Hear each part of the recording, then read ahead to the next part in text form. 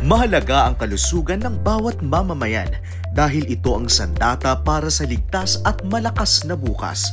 Sa ngalan ng mas mahusay na serbisyong pangkalusugan, ito ang GMA BENApp.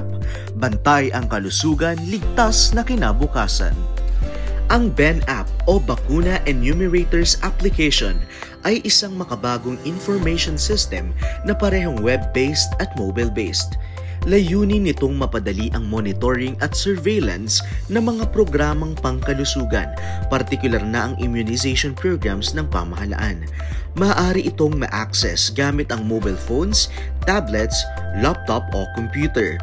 Sa pamamagitan ng BENApp, natitiyak na ang lahat ng mga bata sa bayan ng GMA na edad 0 hanggang 59 months ay makatanggap ng kumpletong bakuna ayon sa mga pambansang alituntunin sa kalusugan. Mas pinaiigting nito ang proseso ng pagkolekta at pagmonitor ng mga datos tungkol sa bakuna ng mga bata at mas pinabilis ang monitoring ng mga schedule at progreso ng immunization programs.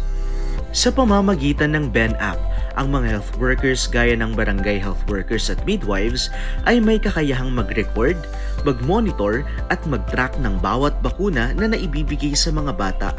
Ang lahat ng datos ay otomatikong pumapasok sa app, kaya't mabilis ang pag-access ng mga datos at impormasyon. Isa sa mga pinakamahalagang aspeto ng BENApp ay ang kakayahan nitong magbigay ng real-time data at data reporting analysis. Agad na nare-record ang bawat bakuna at makikita ito ng mga health workers. Siguro po sa akin bilang may edad na po, senior na rin po, at hindi naman po talaga computer literate. Nahihirapan po talaga ako sa una. Dahil hindi kami sanay. Challenge yun sa amin sa mga old midwife. Kasi nung panahon namin, wala namang ganyan. Minsan mahina ang internet sa VHS, kailangan pa namin lumabas ng room para lang mag-encode. Pero dahil kami ay nagkaroon ng training tungkol sa BENApp, at kami ay monitor din naman, paunti-unti po na nakakapag-adjust na po kami na paunti-unti namin na naiintindihan yung pag-fill up ng sa BENApp.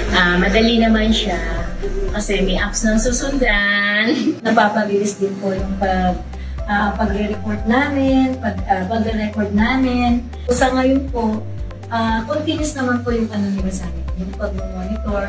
Kahit paano dahan-dahan, nagagawa po namin yung aming trabaho pagdating po sa application po ng mga data na para sa BENApp.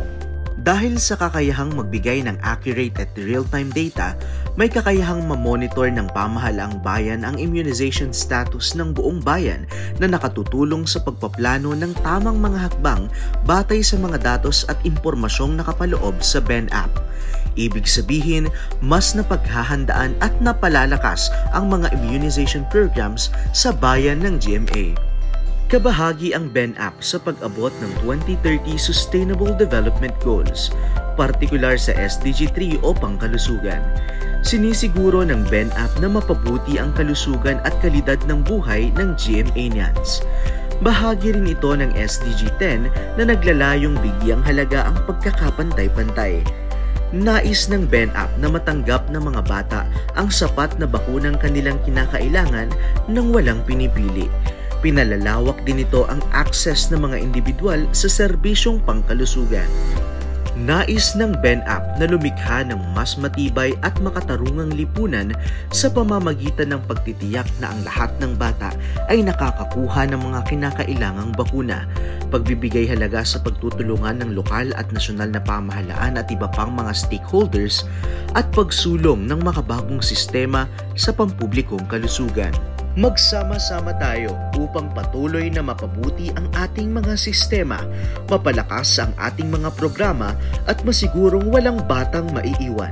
Sa BENApp, ang malusog na bukas ay hindi na isang pangarap. This is the GMA BENApp. Bantay ang kalusugan, ligtas na kinabukasan.